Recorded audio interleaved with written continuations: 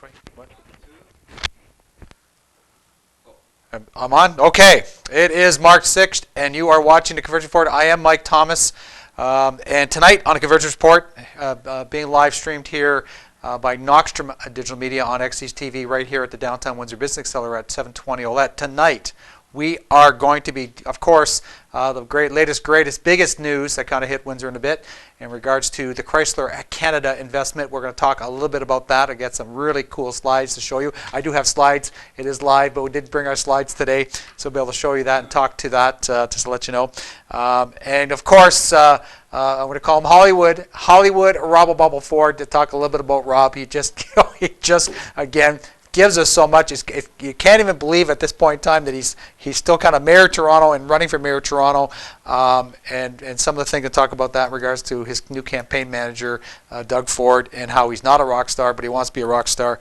But again, we're going to talk a little bit about that. And of course, to start us off, if you put my first slide up there, Alex, in regards to XE's TV, who brings you live stream through Sports Live 24, the Windsor Express regular season games, but of course the playoff games. And right now we're talking to Windsor Express is up 2-0 over the Mississauga Power. They are playing tonight game 3 at best 3 out of 5 for the series and to move on to the next round of the playoffs. And we just want to let everybody know, you do have opportunity to sponsor the Windsor Express on the live stream. And if you want to do that, you're interested in doing that, again, we do send it out.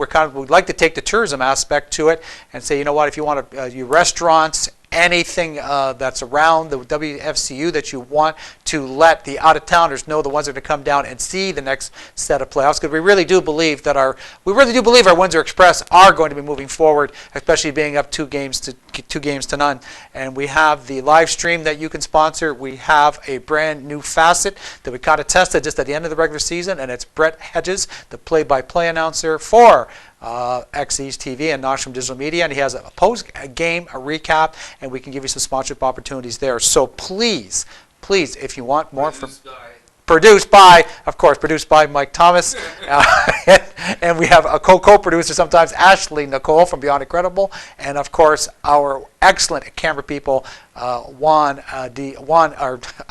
Juan Diamero, Alex as we call him, and Emily Rubinski, she does camera too. So we do put on a really good show, and you should sponsor it, and you're going to get quite a bit of coverage, quite a bit of access to people watching the live stream. The live stream web TV is where it's at as far as marketing in the new world, and we're in a new world. So come on, let us know. Contact us or look us up at www.knockstromdigitalmedia.com, okay, and how to sponsor, and check us out or send me a tweet at Writer Miker, or check us out on Facebook.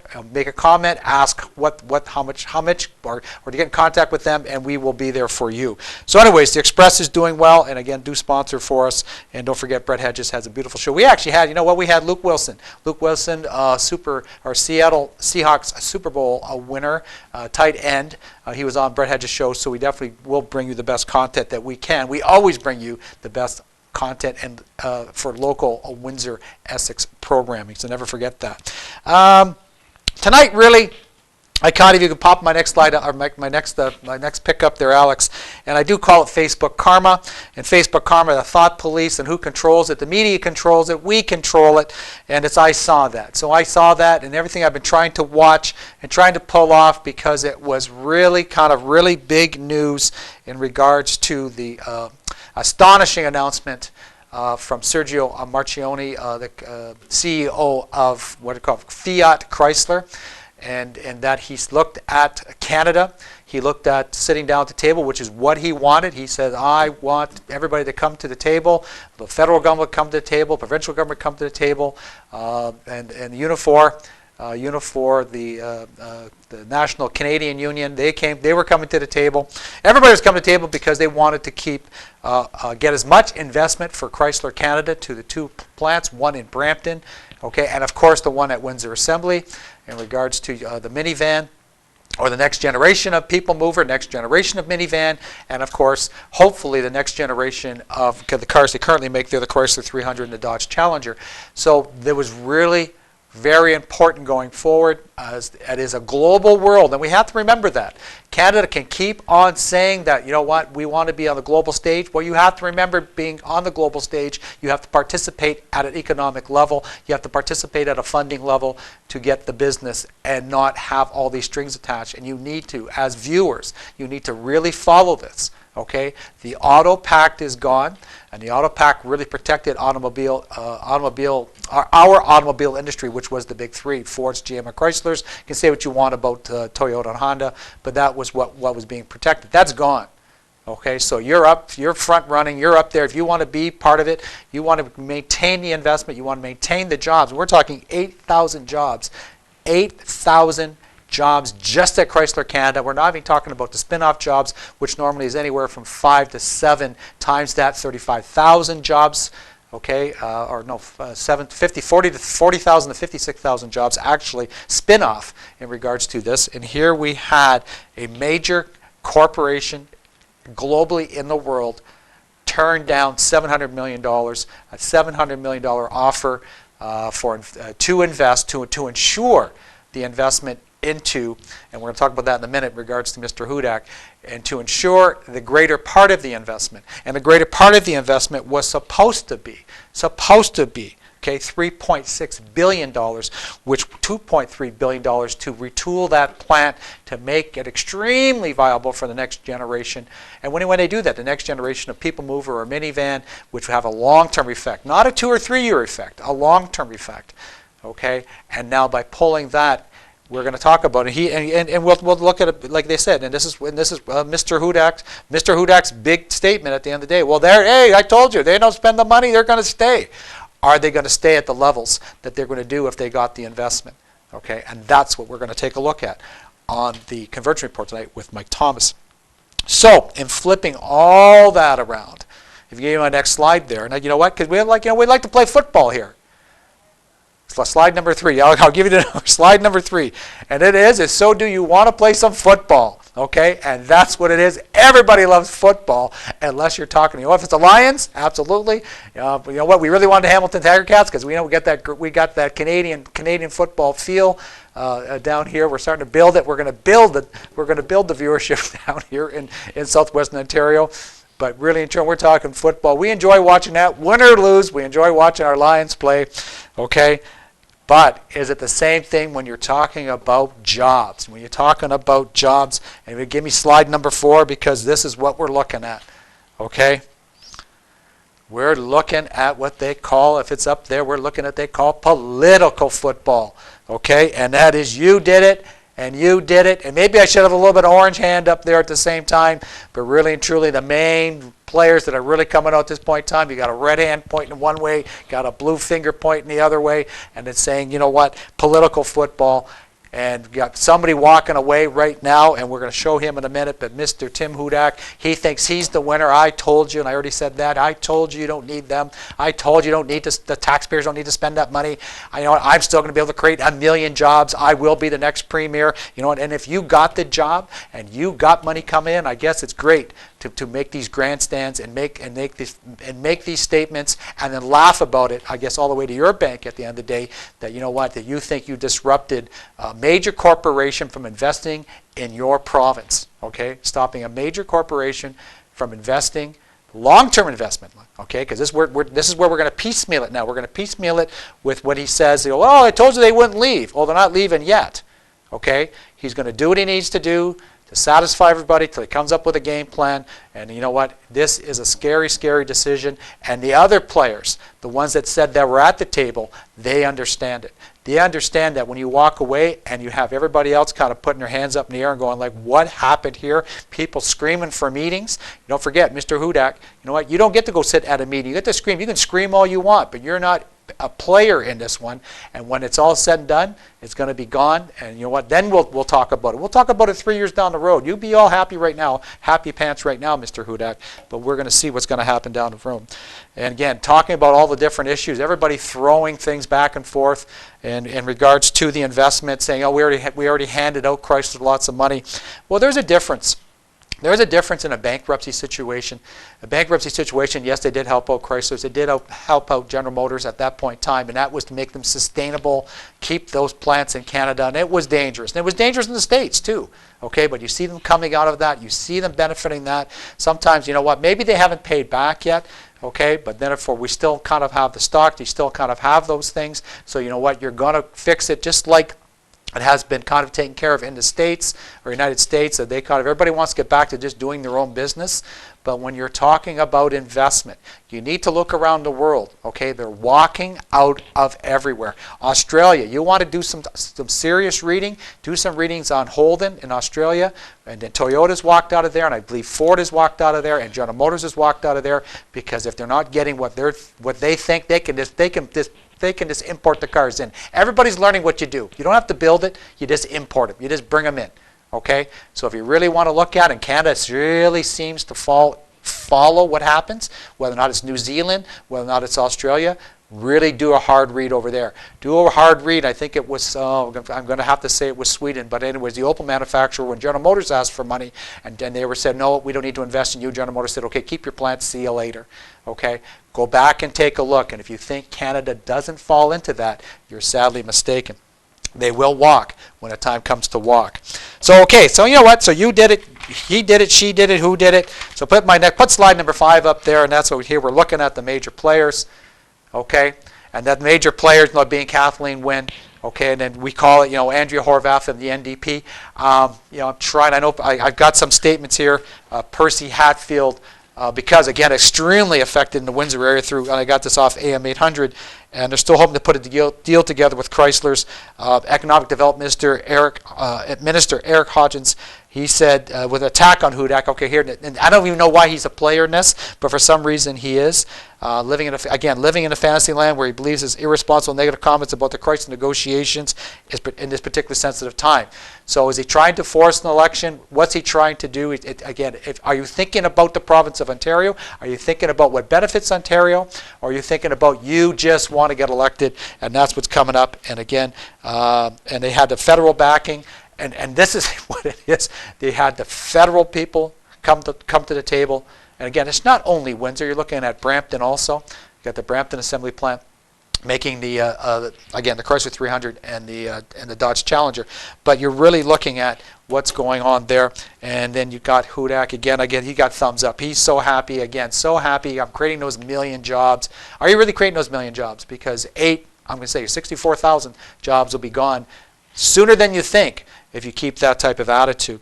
So I kind of, you know what? I don't know if my producer or my co-producer Alex is going to let me get away with slide number 6, but I'm going to put it up there anyways because we're going to try to understand what FCA means. Okay, and so if my slide's up there, I guess this is what they're saying. I guess it's what Sergio said, and he's been pretty tough talking about it. And it's FUC Canada, eh? And that's FCA, which is the Fiat-Chrysler Group, and that is quite serious when somebody walks away from the table. Okay, maybe my next slide will get that out just before. I don't know how many. Send us some emails and make some comments on that. See if I used internet slang, and let's see if that's good. But anyways, number 7 is our first. Okay, our first slide, and basically that is Sergio Marchionne, and he basically is saying no thank you to Ontario, no thank you to Canada, and this is much more serious than what anybody thinks, and you know what, just don't go by what's in the paper. If you live in the internet world, and again, I tell you, I saw that. This is social media. Web TV is the place to be, so open up a new window and check out what happens to countries that don't participate. Like you looked at General Motors. General Motors had been in Brazil for a number of years. And when they were going through their little crunch time, just before they were going through the crunch and the bankruptcies and everything else, okay, and they were throwing it out to everybody out there and saying, what are you going to do to keep your plants? And what they did in Brazil, they built a superhighway from the plants in Brazil straight to the ports. Okay, and that's what you know what? Maybe it's not the money. Okay, but sometimes everybody thinks it's cash. Not always cash. Sometimes it's what you do with that money infrastructure-wise to support your plants. Well, some other countries do it that way. Some other countries give some incentives. Okay, and a lot of them know what they don't do anymore. Unfortunately, and I do agree that there should have been a couple strings attached. Okay, but they're saying a lot of places we deal with, they don't tie us up. with a bunch of string and put us in a bunch of knots. Okay, fair is fair. We know we got to do some. We know we got to get some training. We know we got to make some kind of commitment. But tie us up so tight that we can't operate. Again, it's not a bankruptcy. This was an investment opportunity, not a bankruptcy. So you got to let them run their company. Okay, and I'm going to say as they see fit within the guidelines of Ontario, within the guidelines of Canada, within the guidelines of what's worked out with the major unions like Unifor that represent those plants. Okay, and that's basically what he was saying. He said, I will deal. I'll use my own money. Okay, and I'll deal with what they call an unfettered fashion. In other words, that was right from his news release. Okay, and he says, I will do it. I don't need to be tied up and put inside a box here. I will run it. Okay, but with that, running it that way, I'll make the decisions on what we're going to do going forward. Okay, and that is what everybody's clamoring.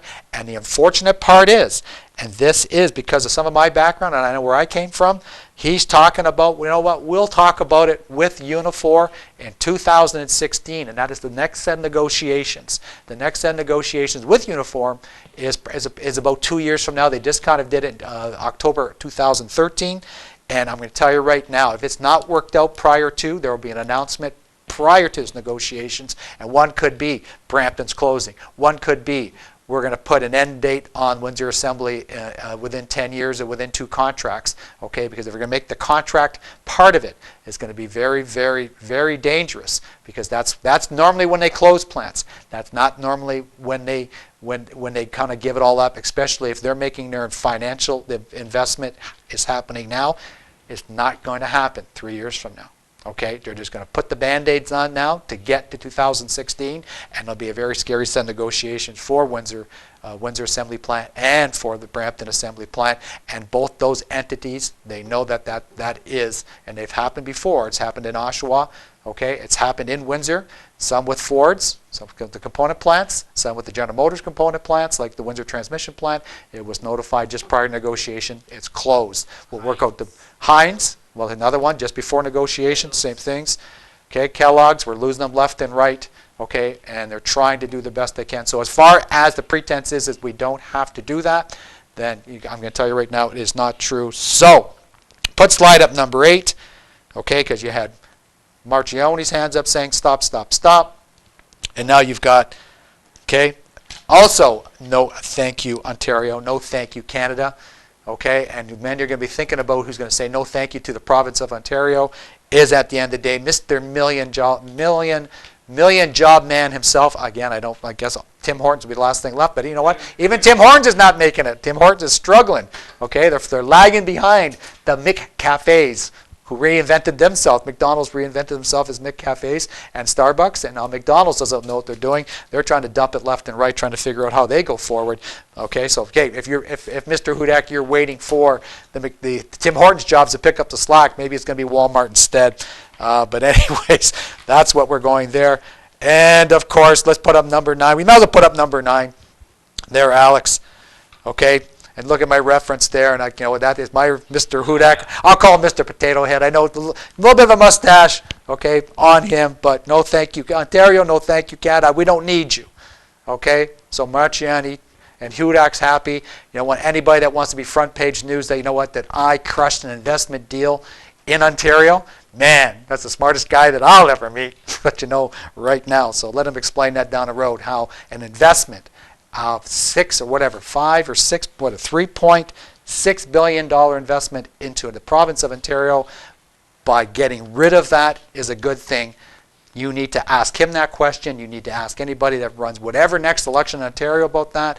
Is by losing investment is the best way to do it. And I guess they're the smartest people. They're the smartest politicians out there. Don't forget, they got their job. Okay, and you know what? I think he's been there long enough. He's probably got his goofy little pension too. Okay. So, in putting up slide number 10 there, Alex, we will look at the fact that, okay, talk about political football, and here we go. We thought, we were holding on, and we feel, and I'm going to tell you right now, all the workers, and some of them haven't got it yet, but all the workers looking at it, okay, some we do feel like Charlie Brown, okay, and there is Sergio Marchionne. We'll call him Lucy. We'll call him Lucy, little Lucy Marchionne. Okay, pulling the ball away, and at the end of the day, it's going to be much more serious than what we think unless they get back to the table. And the longer they don't fix this, I'm going to tell you right now, the worse it's going to be. And if you know what, mark my words, I'm going to say mark my words. That is my opinion. Okay, that is my rant for today. In the fact that, okay, mark my words, and everybody's going to sit there and say, I didn't see that coming. I'm telling you, unless they fix it, it's coming. Okay, they don't have to be here. Just like Sergio says, they don't have to be here. And the United States, that's another place, man. They got all kinds of states with money, whether or not it's the right to work states, whether or not it's the Midwest states. There's all kinds of. They'll take 8,000. They'll take 2 plants in a dream. 2 brand spanking new plants. They'll take them in a dream. Don't think they won't. You know what? It is, and that's the Obama. Okay, and if you really want to get into the mechanisms of protectionism, Obama will take those jobs and say, you know, I feel bad about Canada.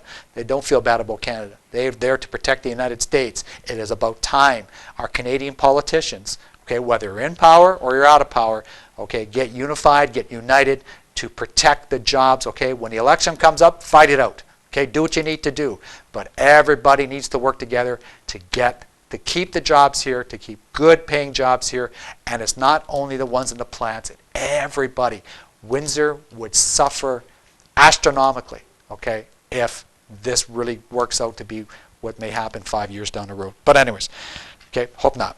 So, in saying that, I'm going to it's just so I can take a kind of a break for a minute, kind of compose myself again. You are watching the Convergence Report with Mike Thomas, and I'll be back probably very shortly, but right after this.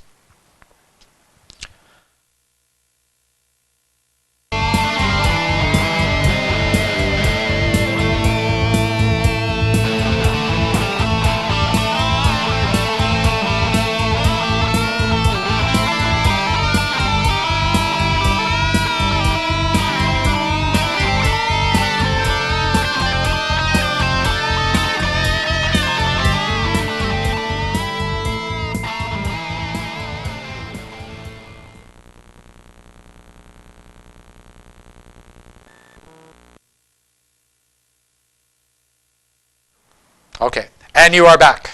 You are back. I am back. I'm Mike Thomas. You're watching the Convergence Report right here at the Downtown Windsor's Business Accelerator at 720 Olette, live streamed here by Knockstrom Digital Media on XE's TV.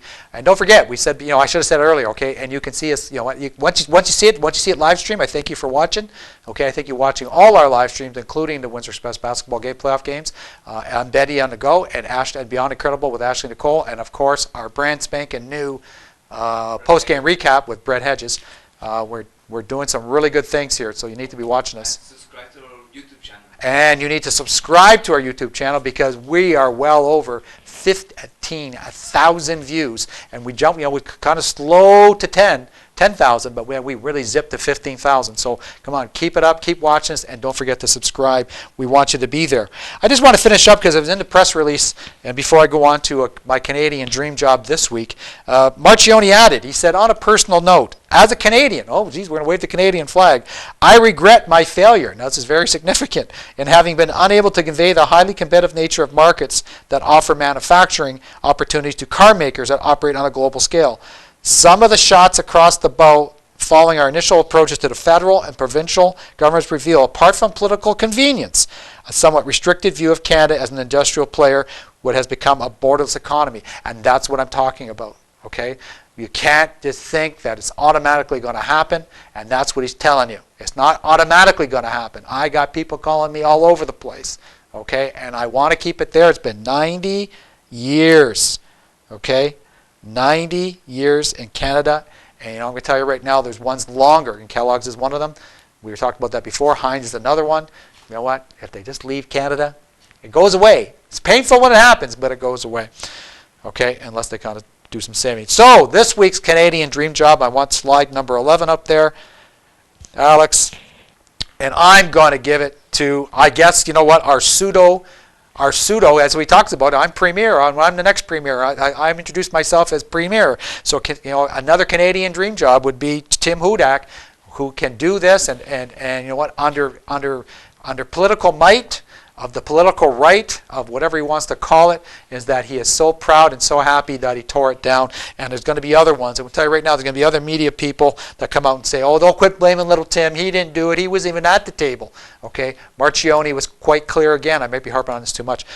Marchionne was quite clear, you know what, I'm not here playing political football. I'm not here doing this. Okay, you guys want to have your election, go have it.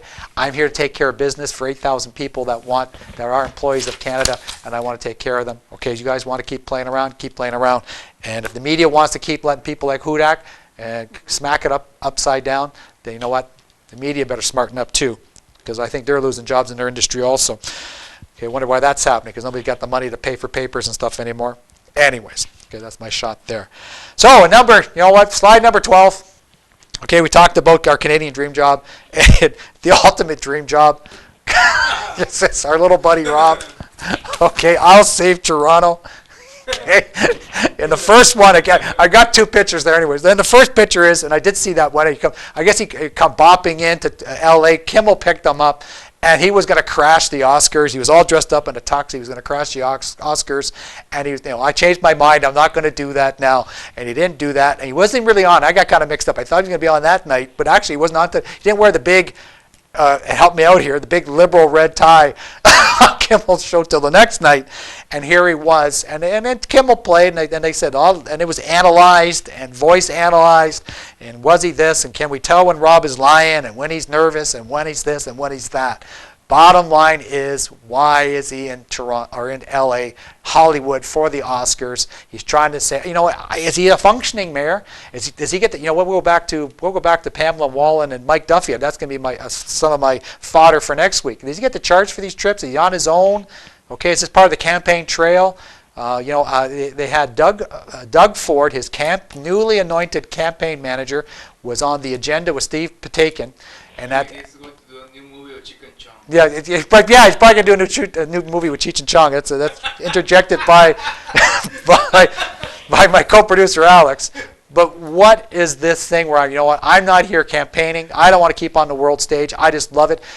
Doug Ford says he doesn't want to be a rock star. He doesn't want to be part of it.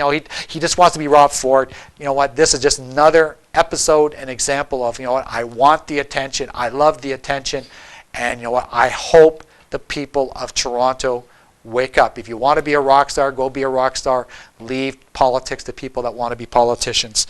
Again, that's almost ridiculous. But you know what? It's great fodder for the media, and we love it. And it gives you great pictures. I got 3 minutes left to go, so you know what? 3 minutes.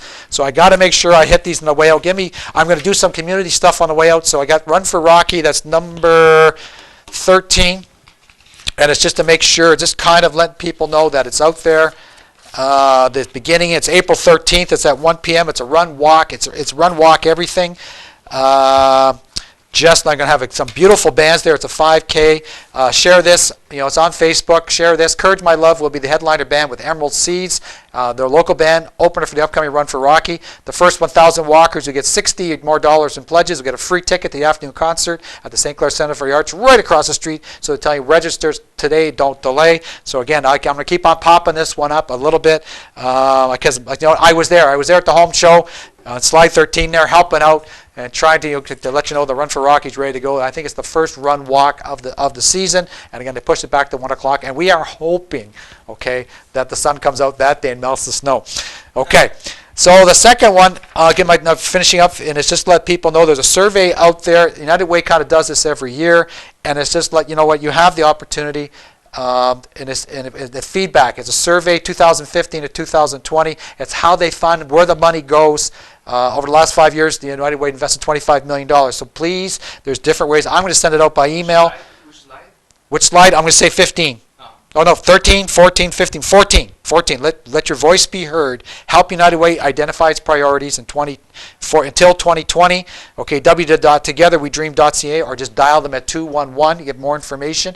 And again, it's a very important survey for your community, and get out there so that you're able to do this. And so I can't finish before this one. Put up the next slide quick, number 15. There, Alex. And this is, I'm looking for my paperwork. I'm looking for my paperwork. And it's Shrek the Musical. Okay, and it's very, very important. You got to know about Shrek the Musical. Give me a minute to find it. Okay, 300 tickets already sold the first 2 hours. It came out on March 3rd. This is in Chatham. St. Ursuline's College in Chatham. They do some excellent plays. The last one was Jesus Christ Superstar. And again, on Twitter, it was first 2 hours. Get your tickets now before they're gone. Beautiful shows they put up there in Chatham, so do check it out. It's very busy. Mark your calendars. $17, only $17. And it's going to be, what's the slide say? April 8th to the 12th, limited run. And they do a wonderful job, so make sure you come out and see Shrek. Okay, I don't know how much time I left. I got 5 seconds left, and you're watching Convergence Report. I am Mike Thomas, XEast TV, Knox from Digital Media, and I'm probably getting the cut sign here. I'll be back next week.